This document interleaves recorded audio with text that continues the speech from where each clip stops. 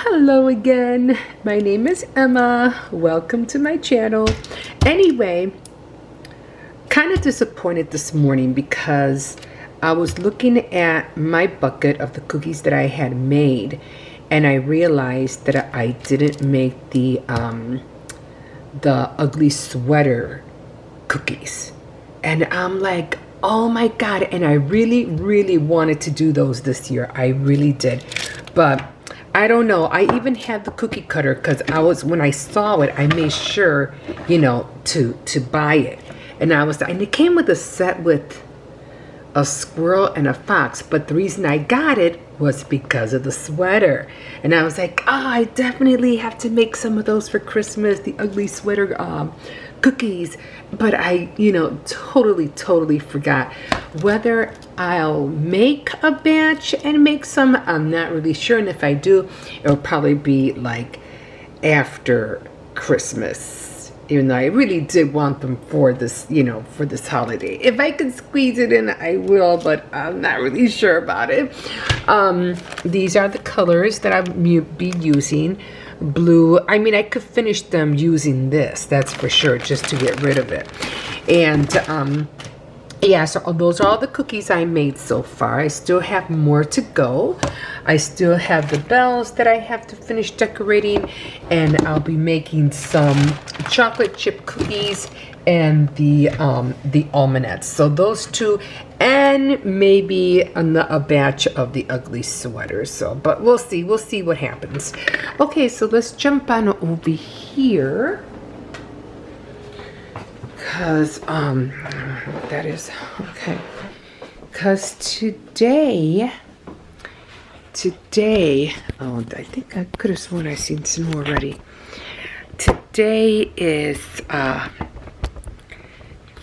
Faith Night Thursday, and what I usually do is I just read. I go through the word of what I read for the week or for that day, or as much as I can, because I'm following this book.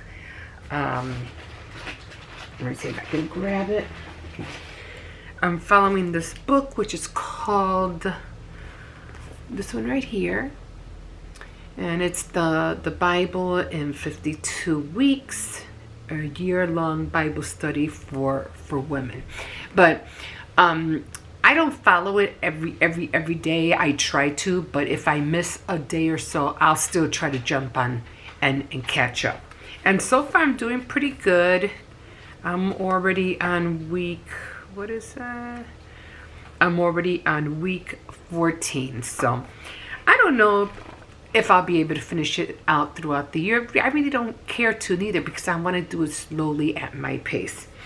So we were in, where were we? Joshua. Well, in the book, we were in Joshua 17 through 20, and I already read it. Now, it talks a lot about, in Joshua, it talks a lot about the division of territory.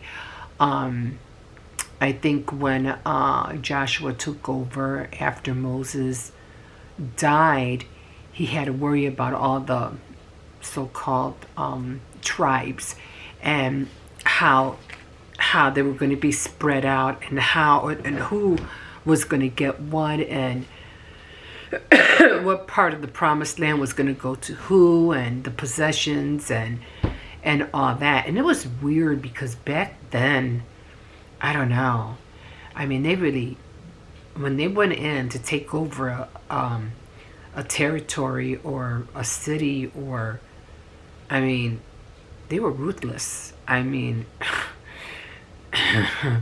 They go in and take everything. They go in and kill everybody, and some of them would even kill all the animals. Nothing was spared. Everything was killed, including children. Everybody, women, children, men, kings, whatever, especially the king. But yeah, wow, that blows my mind every time.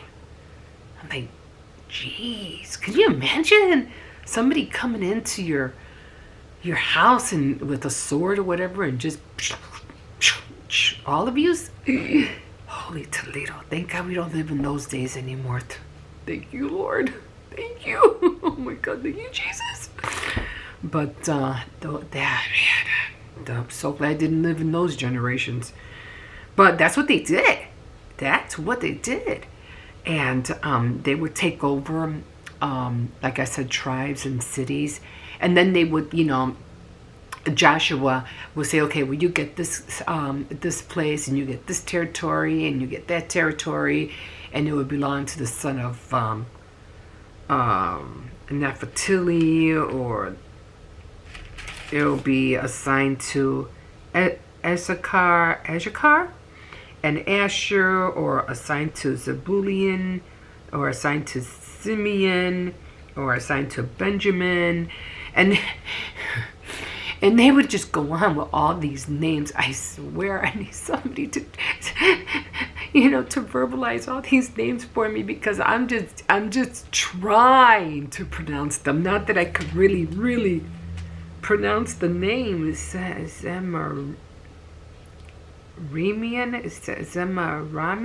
Bethel, Avvim,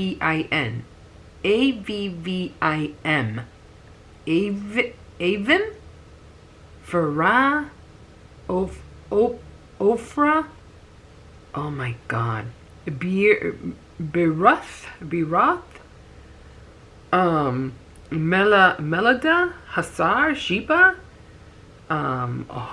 Hormah, Beth. That was an easy one. But all these names, and it's like, if you don't have like a pronunciation, how to pronounce it, I hope, please Lord, I hope I'm saying them right. Don't want to be disrespectful, but I need to have like what is that called when they read a book? I forgot what it's called when they read a book out loud.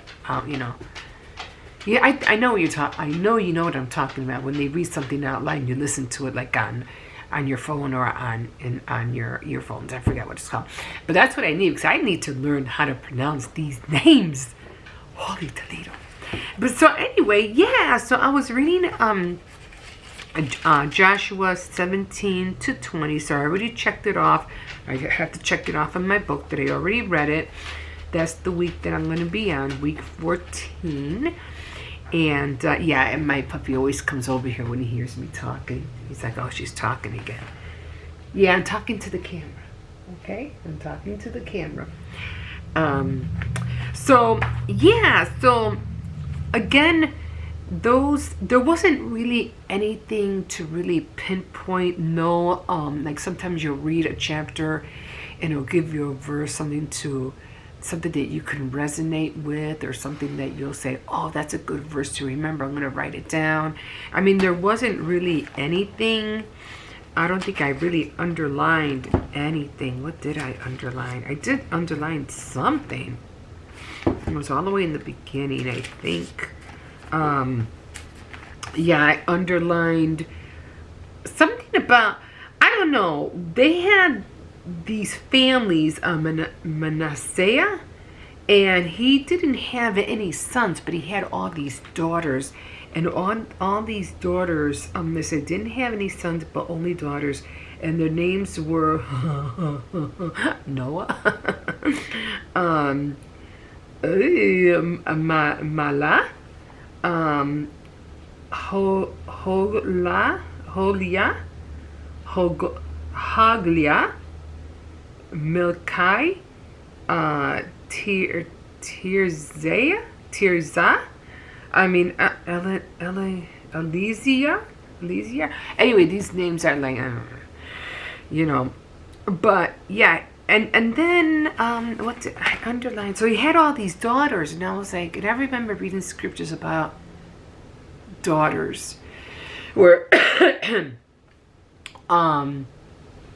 they were supposed to leave something Oh, no, no, no. I think it was a woman married 7 brothers, and she didn't have an heir or something like that, and then she ended up having intercourse with the father, and she had to hide herself or something because she was like, no, I'm supposed to have an heir, I'm supposed to have a son, and because all your sons died, now I have no one. It's like, you're it. So I forgot, I'll find it. And yeah, so that was interesting. So I don't know what's going on with the daughters. I still have to read to find out what's going on with those daughters. They did mention them again. And then in Joshua 17:18, again, Joshua and I think they were talking or complaining that they didn't. One of the tribes didn't have enough room. The descendants of Joseph said to Joshua, why haven't you given us only one part of the land to possess as our own? And there are very many of us because the Lord has blessed us. So I guess they were supposed to have a certain amount of land. They only gave part of it.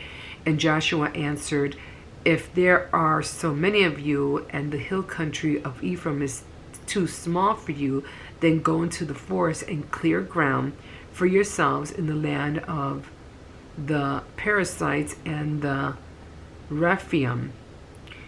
They replied, the hill country is not big enough for us, but the Canaanites in the plains have iron chariots, both those who live in Beth Shean and surrounding towns and those who live in Jezreel valley. Joshua said to the tribes of Ephraim and West Manasseh, there are indeed many of you, and you are very powerful. You shall have more than one share. The hill country will be yours, even though it is a forest. You will clear it and take possession of it from one end to the other. As for the Canaanites, you will drive them out, even though they do not have iron chariots and are strong people. So again, they have to go in there and all of them. They have to either drive them out or kill them. I don't know what's going to happen. I don't remember. I'd have to find out if they get slaughtered or if they just tell them to leave. Because some tribes weren't able to drive out the city or wherever they were going to, and I don't know, because I think they were too powerful and they couldn't overthrow them or something. So what they ended up doing was that even though the Israelites moved in, they didn't kill the people, they didn't kill them, but they made them as slaves. So everybody who was in the land that they were going to possess or take over ended up keeping everybody. They were spared, but they ended up working for the Israelites. So that was something I was like, whew, thank God for them, Jesus. But yeah, crazy. Yeah, but hey, if it's written, it happened. That's all I know. And so that's the only thing that really, I still want to know about those women. I don't see them again. I did read about them again, but yeah, it's all he talks about all the different territories and who they were assigned to, but that was about it. But I'm gonna keep on another territory assigned to Dan. Dun dun dun. I thought I underlined something else. No, I don't think I did. Oh, and there was this one city. It was called the City of Refuge. And then the Lord told Joshua to say to the people of Israel, choose the cities of refuge that I had Moses tell you about. I gotta read more about that city. These cities, I don't know if he's talking about those territorial places, if those are considered the cities. I'm not really sure. But he did say, then the Lord told Joshua to say to the people of Israel, choose the cities of refuge that I had Moses tell you about. The cities of the Levites. Let me see if I could jump ahead just a little, but not too much. I want to see. Israel takes possession. Joshua sends eastern tribes. The altar at the Jordan. I don't know. I don't see any more cities. So I don't know if he's talking about the ones that just took over the, the territories that were assigned to them. But anyway, he did say about these cities, if a person who kills someone accidentally, and can go to these cities and escape the man who is looking for revenge. He can run away to one of these cities, go to the place of judgment at the entrance of the city and explain to the leaders what happened. Then they will let him into the city and give him a place to live in, so that he can stay there. If the man looking for revenge follows him there, the people of the city must not hand him over to him.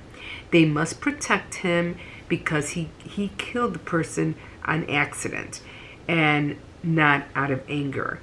He may stay in the city and until he has received a public trial and until the death of the man who was taken, who is then the high priest. Then the man can go back home to his own town from which he had ran away from. So I don't know if the high priest, that's a long time. What about the high priest this 400 years or more? I don't know, because he said after you seek refuge and the person that's looking for you can't come after you no more, and you're fine, you're safe until either you go through a public trial or until the high priest dies. Doesn't talk about the person who was going after for revenge. It's talking about the high priest. I don't think the high priest was the one going for the revenge. I don't think so. So that's where I stopped at, and so I'm going to keep reading. My next one will be Joshua 21:24. Then it'll go on to Proverbs 15-17, which I really like reading Proverbs and Psalms. They're really awesome. And then I'll be going to Judges and so forth. Okay, so that's all for this that I'm reading. But I wanted to show you something real quick because I don't trust this camera. It could be blinking all of a sudden and tell me, you're about to go off. So I wanted to mention this journal that I had made years back, almost like maybe I say about 7 years ago or so. And for me, it was called the Seed Book. And what it does for me, as you can see, it has us here on the earth, and then that's the kingdom of heaven. So more or less, and then I just decorate it with stickers. So I've been into journaling like for a long time. Sometimes you see these junk journals being made and stuff like this. This was my very first one, but this one means a lot to me because I want to revamp it. I want to make it better, and but it's serving a purpose. It's just not something just for sticking pictures and little embellishment. It's serving a purpose, and what it's doing is that it's helping me increase my reap as you sow thing, or so it's serving that purpose. So what I did here was that I have this envelope in here. It's it's open. You can open it. You can put your, it's plastic. It's just a plastic bag. And what I did is that I made, they're called seed cards. And what I do is I got to make more. These I will embellish. These I will make nicer. Okay, so I put them in here in front. I got to make that bag better. And what I do is that I write what I consider a seed of what I did or what I made or what I gave to somebody, to me, or if I gave money or a thing or I made a meal, whatever it is I did would be a seed. Or if you tithe or, you know, whatever. So these right here were like quite a few years ago. So my recent one, this time I even put down the date, 2022. Now recently I went to the bank and I made some gifts for the girls at the bank. It was 9 of them all together. I even made sure I made the amount of number of gifts that I gave. So there were 9 of them in all, and I wrote it down on my seed card. Now when I'm done with that, I put it back in here in the plastic where my seed bag is at, and then at the same time I write it in my book, and I write the blessings of the seed that I had planted on December 20th. I'm going to write that down because that sounded good. Planted seed. Planted seed. I'll revamp that. Like I said, I'm trying to go over again. So, like, from that blessing, from that seed already, I already gotten one blessing. And that one, I'm going to write down one because I already have one blessing that I already got back. And I don't know, I can get more. Because when you do this, you receive sometimes 10-fold, 70-fold, 100-fold. You don't know how it's going to go. You don't know how it's going to come back, okay? So my blessing, so far, I got blessed with funds, and then I was able to walk to a grocery store closer to one that I usually go to every year to shop for ingredients to get tamales. And it was called El Centro. And it used to be a Cermak Produce, but they changed the name. And I've never been there. So as I was walking and going shopping, I said, you know what? I don't think I want to walk all the way to the other store. It's really far. I said, you know what? I'm going to check this place out. I'm going to see if Cermak is still open. But it wasn't. It was called El Centro. So I went in there, and lo and behold, I got everything that I needed to make the tamales, and the meat was on sale. I was like, oh my God. And see, that means a lot to me because it might not mean much to you, but it means a lot to me because I don't have a car. And I have to walk everywhere, or I have to bus it everywhere. So for the Lord to have been able to save me a good walk, that was a blessing right there for me. That was a blessing. I was like, thank you, Lord. Thank you for letting that be another, a Mexican international store. Thank you for it being, walking distance. I went from one store straight over there. It was open. Thank you for the meat being on sale. I was just grateful that I didn't have to come back home, empty out my car, get the other car, walk all the way over to the other store, which was almost like a quarter of a mile away, and then walk all the way back. I was like, oh my God, thank you. I can't see nothing. I was like, thank you. So to me, right there, that was a blessing. Blessing number 1. So I don't know. Am I going to get more blessings? I don't know. But see, that's what I mean about building your heavenly account. That's the other thing that you're doing. These heavenly accounts, it's, what you give you shall receive. And it goes with that. Oh, I forgot. I gotta write these verses down. And it comes in various forms. So when you're building your heavenly account, and it can come in various forms. Your blessings could come in various forms. It can come in cash. It could come in gifts. It could come in unexpected events on your favor. So you just never know in what way it's going to come to you. But when you're sowing a seed, you're building your heavenly account. And that's why I'm trying to talk to everybody about bringing down, the things from heaven down to earth. Because we have that. We have that access. We can get to it and we can bring it down.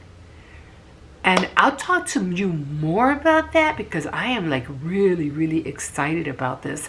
And I can't wait to get more into it with you.